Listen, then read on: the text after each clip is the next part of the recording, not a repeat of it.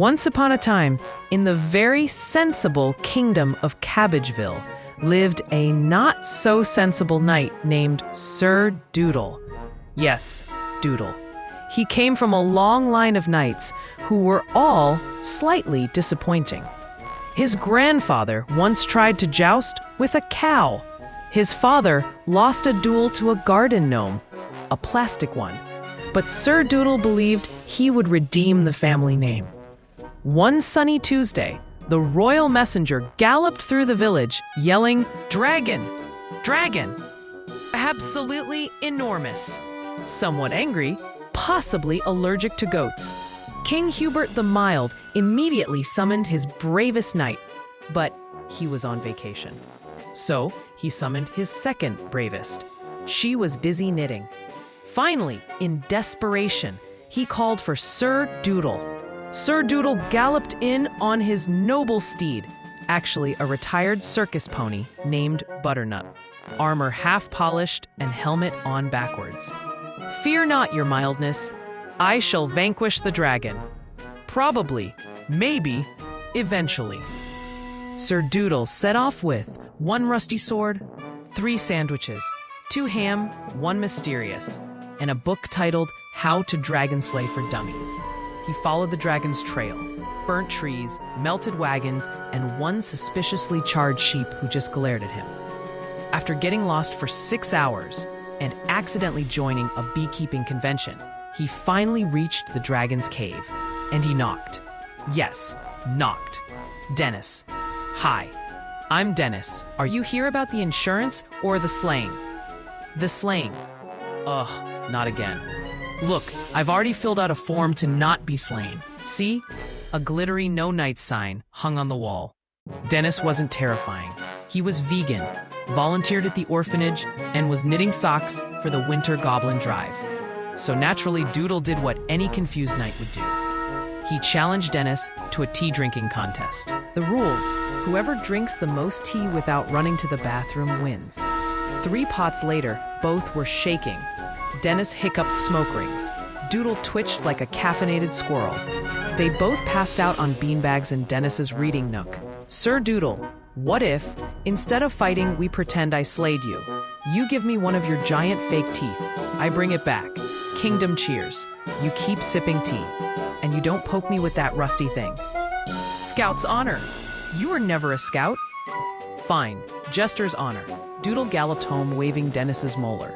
The king knighted him Sir Doodle the Dragon Hugger. And for 3 peaceful years, Doodle's routine was simple. Breakfast at Dennis's tea shop. Lunch at Dennis's tea shop. Dinner also at Dennis's tea shop, unless he forgot to leave after lunch. One cloudy Thursday, the royal messenger burst into the tea shop. "Royal messenger, urgent, urgent. The kingdom is under threat from the Bureau of Magical Fairness." "Dennis, that sounds bureaucratic." "Royal messenger, they say a dragon was not properly slain, according to Heroes Handbook Section 14b, Subclause 2, Paragraph 7. "Sir Doodle, never read it. Used mine as a coaster." The Bureau's strictest inspector, Gertrude the Grim, arrived with a clipboard and the kind of frown that could wilt flowers. "Gertrude, dragon? Still alive. Knight? Still clumsy. You have 1 week to fix the slaying discrepancy. Ideas considered. Dennis wears a mustache and pretends to be Larry the Lizard." Dennis, rejected. "Gertrude's allergic to mustaches." Fake battle. Sir Doodle, rejected. "I sprained my wrist last time." Inflatable dragon. Dennis, rejected. "I popped it with a knitting needle." Dennis, fine. "We'll go on a quest. You save me from something, the Bureau writes it down, everyone goes home." According to legend, or possibly the back of a cereal box, the golden turnip of Twinkle Marsh could grant any wish. They set out, with Dennis carrying the supplies. Doodle's backpack was emotionally heavy. 3 more sandwiches, 1 tuna, 1 pickle, 1 unidentified. A goat named Barbara, who followed for unknown reasons.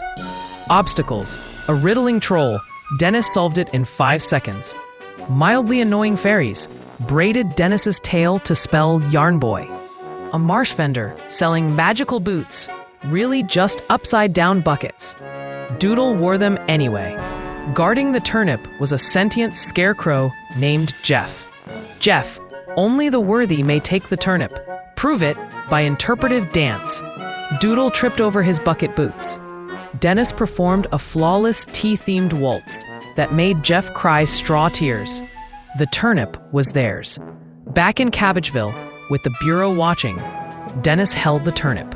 Dennis, I wish that this whole slaying nonsense be marked as complete without harm to either party. The turnip glowed, popped, and rained glitter. Gertrude stamped her clipboard. Gertrude, slaying, complete. Doodle's title was upgraded to Sir Doodle the Heroically Overcomplicated.